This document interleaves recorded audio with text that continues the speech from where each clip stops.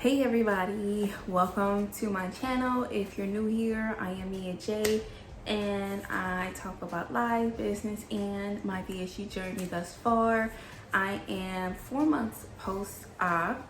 I want to give a big thank you to all of my subscribers that have been following me since the beginning, and then a big welcome to all of my new subscribers that just keep on pouring in. Welcome to my family.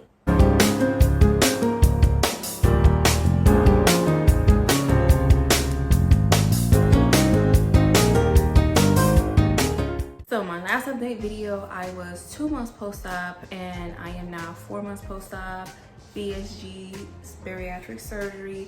So we've got a lot to catch up on. So what I'm gonna do, so that way I'm not, burning up your time, I'm gonna make a 2-part video where I update on my 3-month post-op experience and my 4-month post-op experience.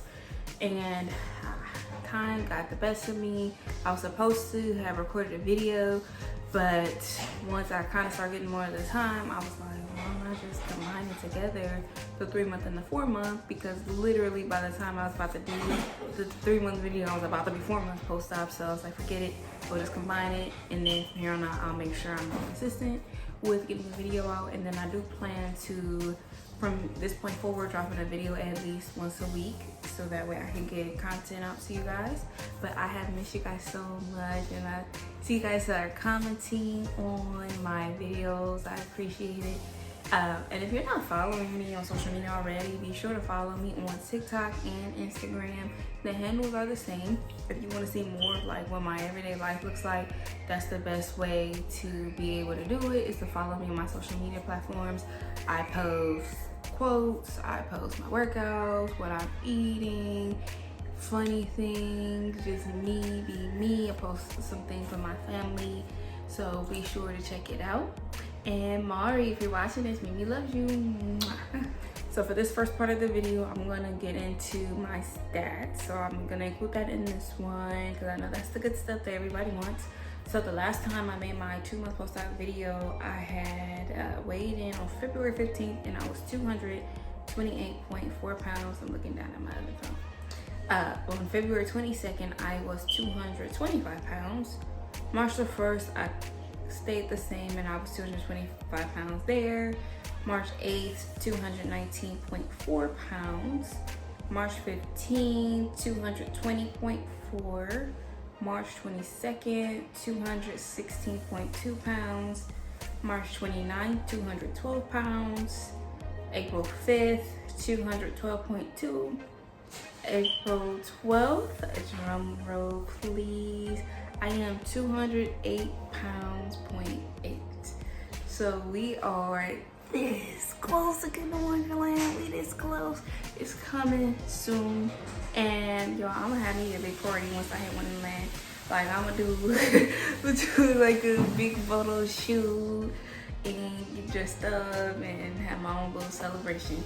And that's something that I want to do, that I said at the beginning of the year I want to start doing, is celebrating my accomplishments, whether they're big or small. Because nobody's going to throw me a party, so I gotta throw me my own party. And it's going to be lit, right?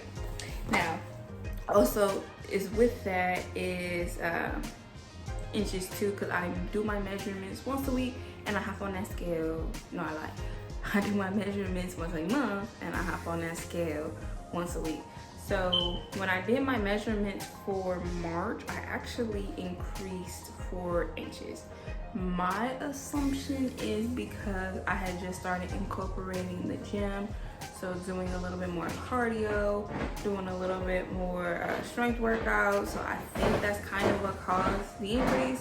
But when I did my measurements for this month, I had went back down to where I was. So I was down, my math's gonna be off because I used 2 different tracking methods. So it should be about 35 inches down since surgery. So since surgery, I'm down 4 inches in my left calf, 1 inch in my right calf, 6 inches in my waist, 7 inches in my hips, 2 inches in my left thigh, 5 inches in my right thigh, 2 inches in left and right bicep, 6 inches around my bust, and then 2 inches around my neck. So that's where we are currently. So what I'll do also, because I know some people have been asking to kind of see what I my full body is looking like. You can also post pictures of my full body on Instagram. So if you want to see current pictures of me, go to my Instagram at IM_MiaJ. That's MIAJ_, and you can see more pictures. But I'll do a video kind of with what I'm looking like. Hey guys, so I'm gonna show you kind of what my body looks like. I just took off my waist trainer, and I still do waist train every day. So let me take a step back here so you can kind of see I am short. So this is me from the front, my waist trainer, and then me from the side, back, and other side. So this is me. So next in this video, let's talk about how food has been these last 2 months. Every day gets easier, as I said in the beginning, but I feel like I'm at the point where everything is a lot more simple, and I'm understanding my sleeve now. Like, we got our little relationship going, so I understand her, she understand me. We got an agreement. Sometimes she have her moments, but it's all good. So typically for breakfast, y'all know I hate eggs and I'm so sick of yogurt. So I can tolerate egg beaters because it doesn't give off that egg taste, but I deal with it for the time being. So I'll do like egg beaters either by itself, or I'll mix it with either refried beans or salsa or salmon or shrimp. And with that, I'm still only able to get 4 ounces of food, so not much of an increase with that. For snacks, I'll do either like a protein bar or a protein shake. And I did try Fairlife shakes. I have a snippet of that in my 2-month post-op video, and I've started branching out to the other flavors. So I like their coffee. Strawberry's okay. I'm not too crazy about the strawberry. I like the vanilla, of course. It's classic. It tastes just like vanilla ice cream.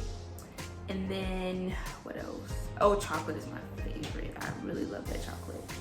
And then caramel is okay. It's kind of a little bit too sweet for me, but it's okay. I like it. So I either do that, or I'll do like a meat and a fruit or veggie, like either meat being either like leftover chicken. I'll make like some shrimp either in the oven or I'll cook it on the stove.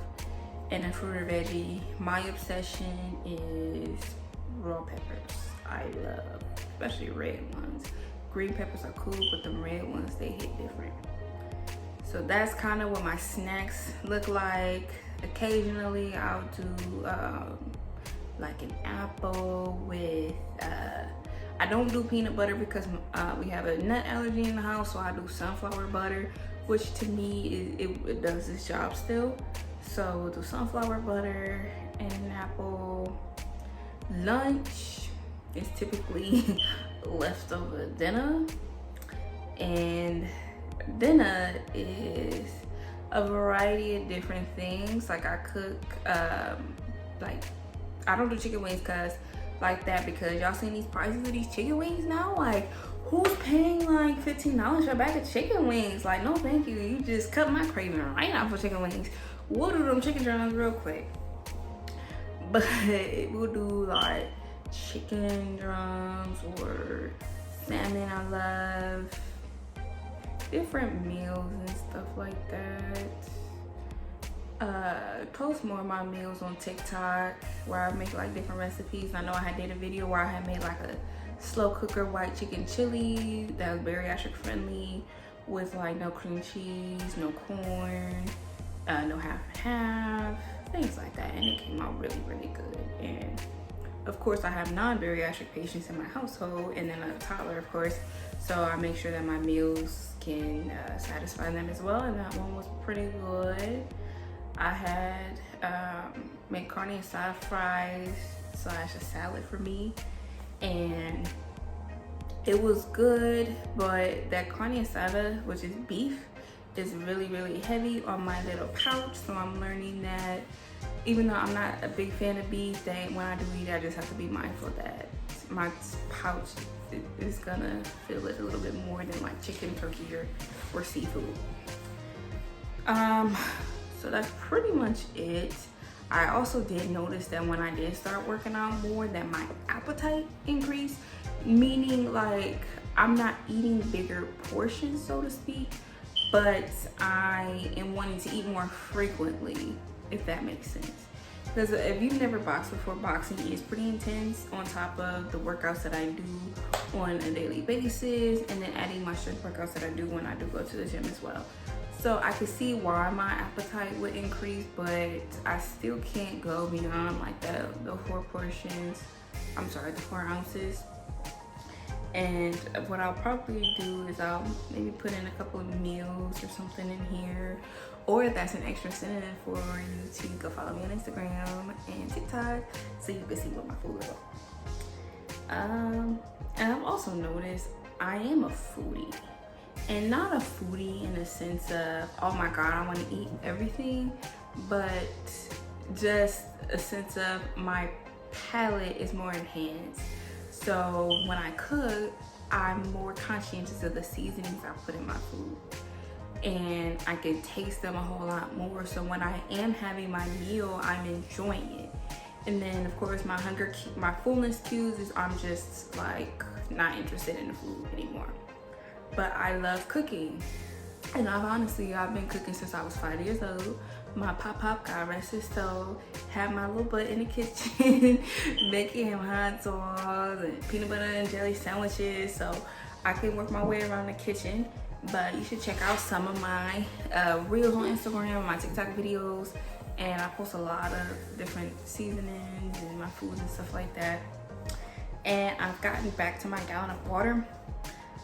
The 64 ounces that they wanted us to drink, that wasn't enough for me, so I was like, let me go ahead and increase my water.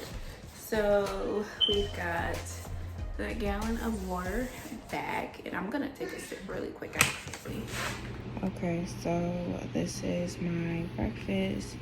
This is some leftover salmon that I had made a couple days ago with some scrambled egg beaters and some spinach. I'm probably not gonna eat all of this, but for the sake of how I cook, this is what I ended up with. But I'll show the after of my breakfast. Alright, so I did not finish breakfast, so we're gonna just roll the rest of this out. So I'm not gonna finish that, and that's my breakfast for today. Okay, so this is snack number 2 of the day. This is the half of a pink lady apple with some cinnamon sprinkled on there and 1 tablespoon of sunflower butter. I also put a little bit of lemon juice on there so that way it'll preserve it. But this is what we're gonna have for our first snack and on to the rest of the day. Okay, so this is my lunch. This is in a 4-ounce cup. This is tuna that I prepped with some mayonnaise, mustard, a little bit of relish, a little bit of seasoning, and egg. So I'm gonna have this for lunch.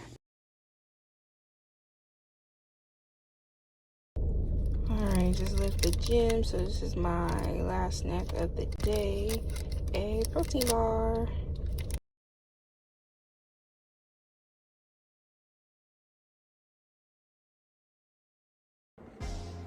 Now, let's talk about some physical things I've been feeling and noticing over the last couple of months. So I did have noticed that I still do experience dizziness that I did in the beginning. And it's honestly, it's not really triggered for me personally, like if I'm, lack of water, lack of food or anything like that. Like I could just be, spinning with my son in circles, and then once I'm done, I typically, you feel if you spin around in circles, you feel a little bit dizzy, but I feel it more exaggerated. And if I'm some workouts I do, like I get little bits of dizziness. It hasn't been anything too crazy or random. It's normally sparked by some sort of physical activity, but I haven't really been concerned about it since it hasn't really been like it's common, but not frequent, if that makes sense. When I go to my 6-month appointment, I'll probably mention it to them, but 9 times out of 10, they'll probably tell me it's normal. And I can see why it's normal because of just how much food we're eating. Like, I track with Bariatricsleeve, and yeah, like 500 to 700 calories a day is about average for what we're doing. So I can see why. And then I touched on this a little bit earlier about my like fullness cues that I get and my hunger. I didn't touch on my hunger cues. So I can tell I'm hungry because I don't have that hungry sensation that I had pre-op. Now it's more of like a internal feeling, like my body's saying I have to eat right now. Like I'll start feeling shaky, I start feeling weak. And that's how I know, like, okay, like it's time to put some food in my body. Normally I'm good about using my Apple Watch and setting a timer for every few hours. That way I know I need to take my vitamins and I need to eat. But sometimes the timer goes off and I forget. And my body's like, oh sis, we need a little bit of more fuel. So that's something to watch out for, making sure you're learning what your hunger cues are and also learning your fullness cues. And for me, I know some people, for their fullness, they'll say they'll get like hiccups and things like that. For me, I just no longer have an interest in food. Like I just literally just don't want it anymore. Like even if I wanted to, like I cannot stick that spoon in my mouth, but it's not going. My body don't want it no more. And also with me, I have not eaten to the point I've gotten sick. I've only gotten sick once with eating, and it wasn't because I had this new medication that I was put on for something unrelated, and I took it with that food, and that medicine made me throw up. Thus, I threw up the food, and that was terrible. Now, around 3 months is the point as well where I realized, like, okay, I made a great decision getting this surgery, and that feeling is just increasing with my confidence. Like I'm loving this journey, I'm loving myself more, I'm loving the changes I'm going through and the things that I'm starting to go after. Like I feel like this is probably the most content with myself that I probably have ever been in my 26 years of existence. With that, my sex drive. Pre-op, I didn't have your typical high blood pressure, diabetes, things like that, that cause people to want to get the surgery. I just suffered from obesity my whole entire life. And with that, I noticed that I had other issues that I didn't exactly know was related to my weight, but I kind of figured it. So my sex drive, as a result of me losing weight, I have noticed that it naturally is increasing. And I also had an issue with incontinence. I'm pretty sure it's because of my little joy, that is 3. And since I've lost that weight, because I also was really heavy when I delivered him. I was 320 pounds actually when I delivered him. So since losing that weight, I feel like that's less pressure, and I've had some success with not having as much incontinence or any incontinence problems, honestly. And I drink the same amount of water that I did pre-op. Pre-op, I was drinking a gallon of water. I'm drinking a gallon now, so I'm doing pretty good. And I was even waking up in the middle of the night like 2-3 times a night to go to the bathroom, and I literally don't even have that issue anymore. And as far as hair loss goes, I have not lost any hair. If anything, my hair has grown, so I'm not sure if that's related to the biotin I take, me staying on my water, staying on my protein. Also, I take a collagen supplement as well, or it could be a combination of all the above. I'm not sure. But also know hair loss can differ from person to person. So that's something also to be mindful of, is that, you know, even if you're doing everything right, that you still could experience hair loss. Or you could be like me and not really have any issues with hair loss. So that about concludes part 1 of this video. Be sure to hit that subscribe button down below so that way you will know when I drop part 2 of 3 and 4 months post-op VSG surgery. But otherwise, we'll get into some more things in the next part. So I will see you guys in the next video. Peace. be sure to like and comment and follow me on my Instagram and my TikTok so that way you can see what I'm doing on an everyday basis. But otherwise, thank you so much for tuning in to part 1 of this series. Have a wonderful day wherever you are, whenever it is, and I'll see you next time. Bye.